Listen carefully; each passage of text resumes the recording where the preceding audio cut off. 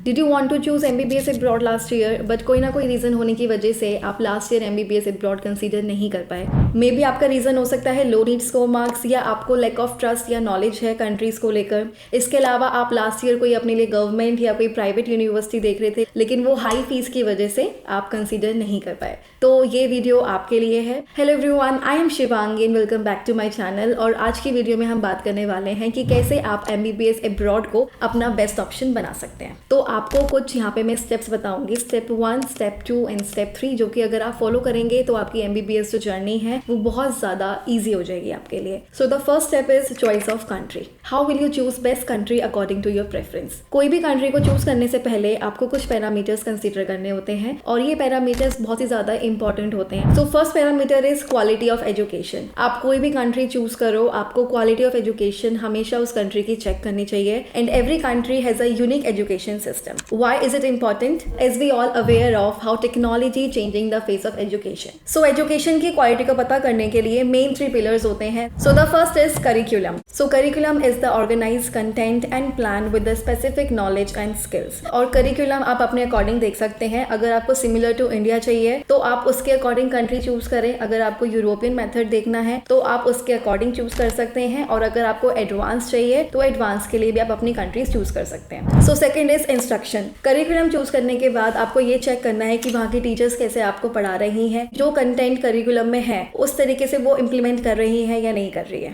Third is assessment. So the assessment includes your exams, recording class, assignments, projects. तो वो सब चीजें भी आपको चेक करनी है। क्वालिटी ऑफ एजुकेशन के बाद भी कुछ ऐसे पैरामीटर्स होते हैं जो कि आपको कंसीडर करने चाहिए। First is language. सबसे पहले आपको ये चेक करना है कि जहां आप जा रहे हो वहां की लैंग्वेज बाइलिंगुअल ना हो, जिससे आगे जाके आपको कोई भी डिफिकल्टी फेस करनी पड़े। सेकंड, आप वहां का क्लाइमेट चेक कर सकते हैं, वहां का एनवायरनमेंट चेक कर सकते हैं। Third, safety. सेफ्टी बहुत ही ज्यादा एक इंपॉर्टेंट फैक्टर बन जाता है, क्योंकि अगर हम बात करें स्पेशली गर्ल्स के बारे में तो पेरेंट्स हमेशा से एक ऐसी कंट्री चूज करना चाहते हैं जो कि सेफेस्ट हो, तो वो भी आप कंसीडर कर सकते हैं। Last but not the least is population. To ensure this, you can book our counseling session with the experts जो कि आपको हेल्प करेंगी to choose the best country according to your preference. First step पूरा होने के बाद जब आपने अपने लिए कोई कंट्री चूज कर ली है, कंट्री चूज करते ही आपके माइंड में आता है कि हमें कौन सी यूनिवर्सिटी अब सेलेक्ट करनी है। So the second step is choice of university. While selecting any university, you should consider some parameters. So the first parameter is NMC approved. आपको एक ऐसी यूनिवर्सिटी चूज करनी है जो NMC approved हो एंड WHO listed हो। Second is experience. आपको एक ऐसी यूनिवर्सिटी में एडमिशन लेना है जिसको मिनिमम 15 to 20 इयर्स का एक्सपीरियंस हो। जितनी पुरानी यूनिवर्सिटी आप चूज करेंगे उतना ही अच्छा आपको फैकल्टी मिलेगा, वहां पे फैकल्टी को भी एक्सपीरियंस होगा बच्चों को पढ़ाने का। Third is language of instruction should be in English. Infrastructure भी आप कंसीडर कर सकते हैं कि वहाँ की लेबोरेटरीज, वहाँ के क्लासरूम्स कैसे हैं जहाँ बच्चों को मॉडर्न टेक्नोलॉजीज मिले। इसके अलावा भी बहुत से ऐसे फैक्टर्स हैं जो कि आप कंसीडर कर सकते हैं, जैसे कि ट्रांसपोर्ट कनेक्टिविटी। आप ऐसी कोई यूनिवर्सिटी चूज करें जो इंटरनेशनल एयरपोर्ट होता है उसके पास हो। Good clinical exposure. आप ऐसी यूनिवर्सिटी चूज कर सकते हो जहाँ पे न्यूमरस हॉस्पिटल टाइप्स हो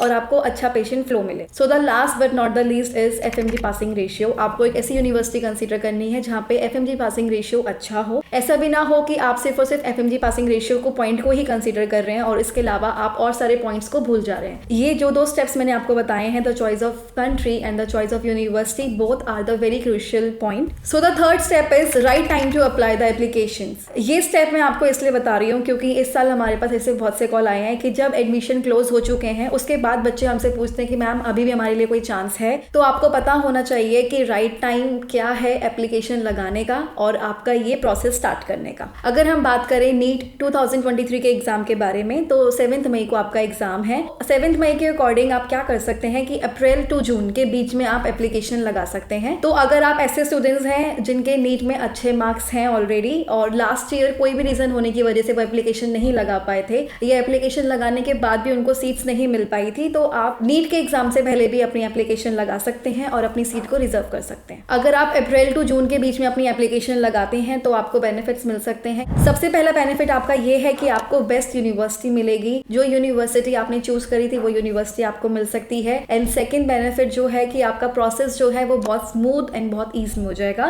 थर्ड, आपको रिसर्च करने का टाइम मिलेगा। I understand it's a very big decision and for that in detail counselling will be required. अगर आपको लगता है कि आपको पर्सनल डिटेल काउंसलिंग लेनी है तो आप हमारे एक्सपर्ट को कॉल कर सकते हैं any time to the given number on the screen.